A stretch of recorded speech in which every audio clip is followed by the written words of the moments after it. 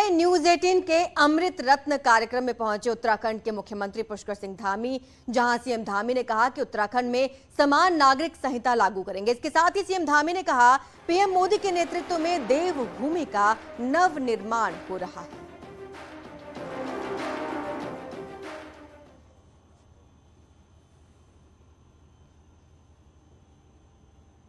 कि हमारी नई सरकार का गठन होगा। नई सरकार के शपथ ग्रहण के बाद हम जो सबसे पहले कोई निर्णय लेंगे तो उत्तराखंड के अंदर हम यूनिफॉर्म सिविल कोड बनाने की प्रक्रिया को आगे बढ़ाएंगे।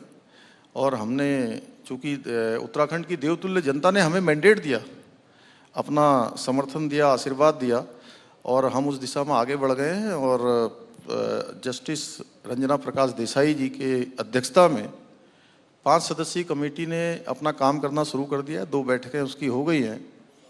सभी हितधारक जितने भी उससे जुड़े हुए हैं उन सभी से वो कमेटी बात करेगी, जनसंवाद भी करेगी और जनसंवाद के आधार पर जो कमेटी एक ड्राफ्ट बनाएगी और उसी ड्राफ्ट के आगे लेकर सरकार उसको लागू करेगी। हम इस दिशा में तेज़ी से जो हमारा तय समय सीमा है उसमें यूनिफॉर्म सिविल कोड उत्तराखंड के अंदर लागू करेंगे। नहीं, आपको थोड़ा किशोर भाई शायद गलत किसी ने बता दिया है। हमारी सरकार ने गैरसैंण को ग्रीष्मकालीन राजधानी घोषित की है और ग्रीष्मकालीन राजधानी के रूप में वहाँ पर लगातार काम हो रहा है। और अभी भी इस बजट में भी हमने गैरसैंण के लिए जो है अलग से धन आवंटन की व्यवस्था की है। और गैरसैंण हमारी सबकी संभावनाओं का, हमारी भावनाओं का केंद्र बिंदु है। तो निश्चित रूप से जो एक मैं कहूँ कि क्रम से और स्टेप बाय स्टेप गैरसैंण का विकास सुनिश्चित होगा, उसके लिए हम संकल्पबद्ध हैं। ये हमारे लिए गैरसैंण केवल राजनीति का एक माध्यम नहीं है, दूसरे लोगों ने उसको राजनीति का माध्यम बनाया है। हमारी सरकार ने बड़ी हिम्मत करते हुए उसको ग्रीष्मकालीन राजधानी घोषित की है। पहले देहरादून से दिल्ली आने में 7 घंटे, 8 घंटे, कभी 9 घंटे लगते थे। आज हम बहुत आसानी से अधिकतम 4 घंटे में यहाँ से पहुँच रहे हैं। और आने वाले समय में जो एलिवेटेड रोड बन रही है, मुझे आपके चैनल के माध्यम से आप सबके बीच में कहने में खुशी भी हो रही है कि दिल्ली से देहरादून की जो फ्लाइट है आने वाले समय में वो बंद न हो जाए कहीं, क्योंकि जो दिल्ली से देहरादून का सफ़र है वो मात्र 2 घंटे में पूरा होगा। नई एलिवेटेड रोड बन रही है। 4 धाम में हमारे यहाँ पर जाने के लिए, बद्रीनाथ जी जाने के लिए आज ऋषिकेश से 6 घंटे में पहुँच रहे हैं।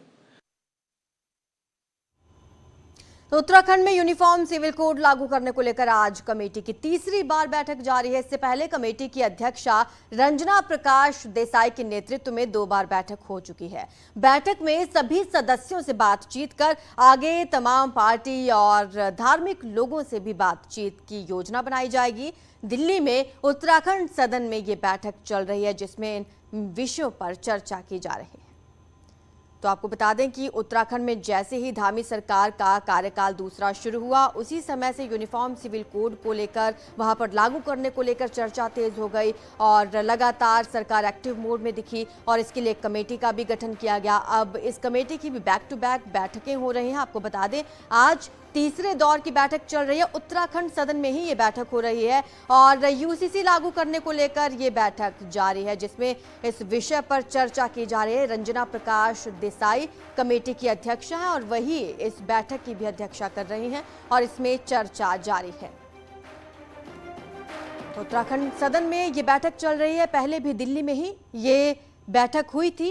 आज तीसरे दौर की बैठक हो रही है। ज्यादा जानकारी हमारे संवाददाता पवन गौड़ हमें देंगे। पवन, जब से धामी सरकार 2.0 की शुरुआत हुई तभी से यूनिफॉर्म सिविल कोड को लेकर लगातार एक्टिव मोड में दिख रही है सरकार और अब ये तीसरे दौर की बैठक है। क्या लगता है, क्या आज चर्चा चल रही होगी?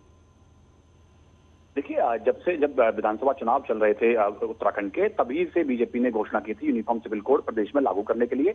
और जैसे ही राज्य में दोबारा से सरकार आई तो सरकार आने के साथ पहली कैबिनेट मीटिंग में एक कमेटी की घोषणा की गई और उसके बाद लगातार ये कमेटी जो है वो बैठक कर रही है। आज तीसरे दौर की बैठक दिल्ली में जो उत्तराखंड सदन है वहां चल रही है। रंजना प्रकाश देसाई इस कमेटी की अध्यक्षा हैं। उनके नेतृत्व में ये पूरी कमेटी काम कर रही है। लगातार पिछली जो दो बैठकें थी उसमें इस ये प्रारूप को लेकर चर्चा की गई और आज की बैठक में कि किस तरह से आगे इस प्रारूप को लेकर तमाम जो लोग हैं, चाहे वो राजनीतिक संगठन हो, चाहे वो सामाजिक संगठन हो या उसके अलावा धार्मिक जो संगठन है, उनके बीच में कैसे ले जाया जाएगा और उनसे किस तरह से बात की जाएगी, किस तरह से उनसे सुझाव आएंगे तो उन पर अमल किया जाएगा, इसको लेकर चर्चा की जा रही है। क्योंकि सरकार नहीं चाहती किसी भी तरह का कोई भी विवाद, जब ये पूरा ड्राफ्ट तैयार हो यूनिफॉर्म सिविल कोड को लेकर, उसमें कोई किसी तरह का विवाद सामने आए तो उसको लेकर तमाम जितने भी स्टेक होल्डर्स हैं उनसे सरकार पहले ही बात कर लेना चाहती है और इसीलिए ये काम जो है इस समिति को सौंपा गया है। इस समिति जो है तमाम जो संगठन है, चाहे वो राजनीतिक दल हो या उसके अलावा धार्मिक संगठन हो या सामाजिक संगठन हो,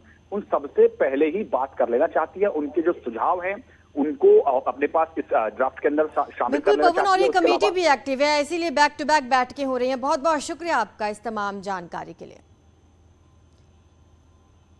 और इसी बीच देहरादून से बड़ी खबर है, जहां पर 4 जवानों के सस्पेंड के बाद आंदोलन फिर से शुरू हो गया। गांधी पार्क में पुलिस जवानों के परिजन फिर से जुटे हैं। वहीं सस्पेंशन ऑर्डर के खिलाफ 2 बजे बाद धरना देंगे। दरअसल डीजीपी अशोक कुमार ने ग्रेड पे को लेकर पुलिस परिजनों की प्रेस कॉन्फ्रेंस के बाद 4 जवानों कुलदीप भंडारी, दिनेश चंद्र, हरेंद्र सिंह और मनोज को सस्पेंड कर दिया था, जिसके बाद अब परिजनों ने फिर से मोर्चा खोल दिया और एक बार फिर से आंदोलन करने के लिए जुट रहे हैं।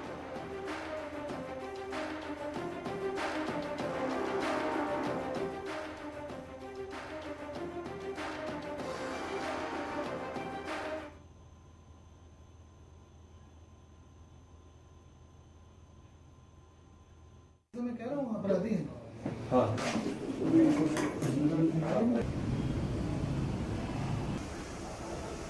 कि पुलिस एक अनुशासित बल है और इसमें किसी भी तरह की अनुशासनहीनता स्वीकार्य नहीं है। जो इनका पुलिस जन उनके परिजनों का मीडिया में जाना वो आचरण नियमावली के अगेंस्ट था। उसी के तहत जो है ये कार्रवाई की गई है निलंबन की।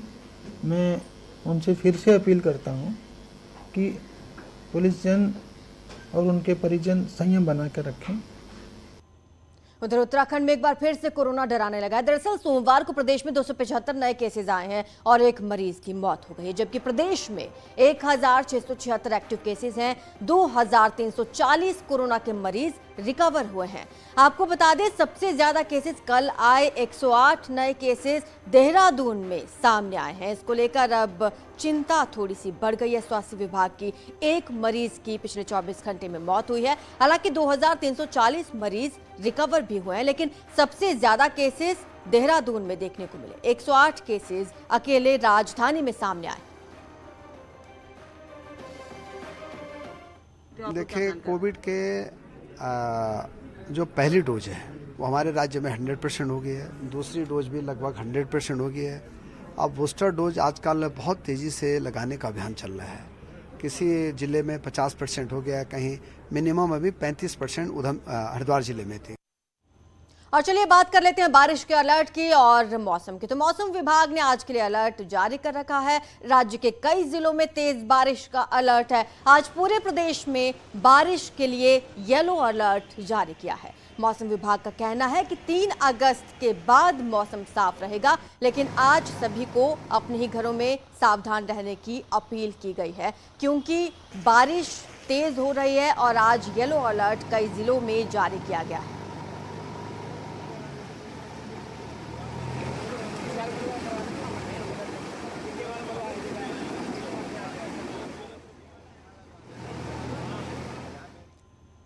उत्तरकाशी से खबर है, जहां पर गंगोत्री हाईवे पर बंदरकोट के पास इसे अब खोल दिया गया है। दरअसल बंदरकोट में लैंडस्लाइड होने से हाईवे बंद हो गया था, जिससे रोड पर 4 धाम यात्री फंसे हुए थे। स्थानीय लोग भी परेशान थे, लेकिन सड़क खुलने के बाद यात्रियों ने अब जाकर राहत की सांस ली है। पिछले कुछ दिनों से बारिश की वजह से गंगोत्री हाईवे बार बार अलग अलग जगह पर बाधित हो रहा है।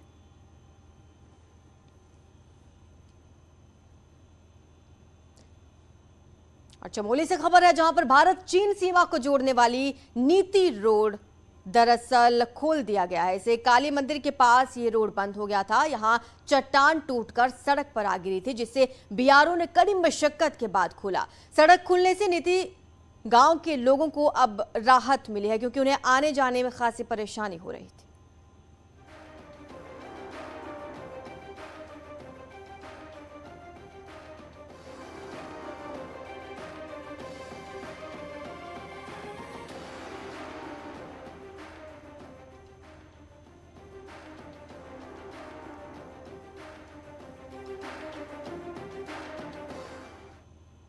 उधर चमोली में भी बारिश का कहर जारी है। चमोली में निर्माणाधीन ऋषिकेश कर्णप्रयाग रेलवे परियोजना के तहत सिवाई में बन रही टनल के बाहर बनी दीवार टूट गई है। भूधंसाव की वजह से दीवार क्षतिग्रस्त हुई है। साथ ही टनल के ऊपर से गुजरने वाली कर्णप्रयाग सिवाई मोटर मार्ग लगभग 15 मीटर धंसने के कारण पूरी तरह से बंद है, जिसके चलते 13 गांव का संपर्क कट चुका है।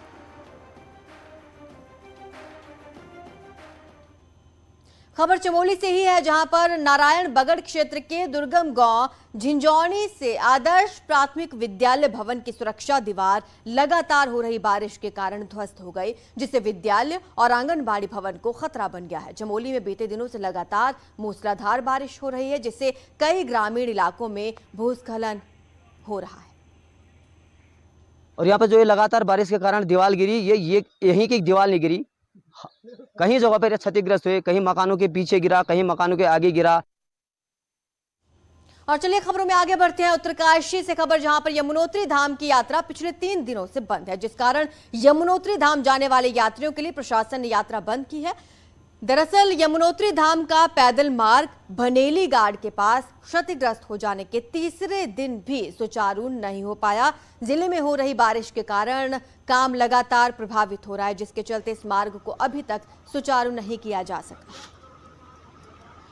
यमुनोत्री पैदल मार्ग था यमुनोत्री धाम का, वो जगह जगह पर क्षतिग्रस्त हुआ था बारिश से, तो उसको मरम्मत के कार्य चल रहे हैं। वैकल्पिक रास्ता जो है उसमें सही ढंग से उसकी तावाजावी नहीं होने के कारण पीडब्ल्यूडी ने कहा कि उसकी मरम्मत कराना आवश्यक है, जिसमें बारिश होते हुए चमोली के दशोली ब्लॉक के सोनला गांव के 28 परिवार खतरे की जद में आ गए। दरअसल गांव के ऊपर से लगातार भूस्खलन के चलते आवासीय मकान खतरे में हैं। बद्रीनाथ विधायक राजेंद्र भंडारी ने आपदा प्रभावित क्षेत्र सोनला का निरीक्षण किया, प्रशासन से आवश्यक मदद करने की बात कही।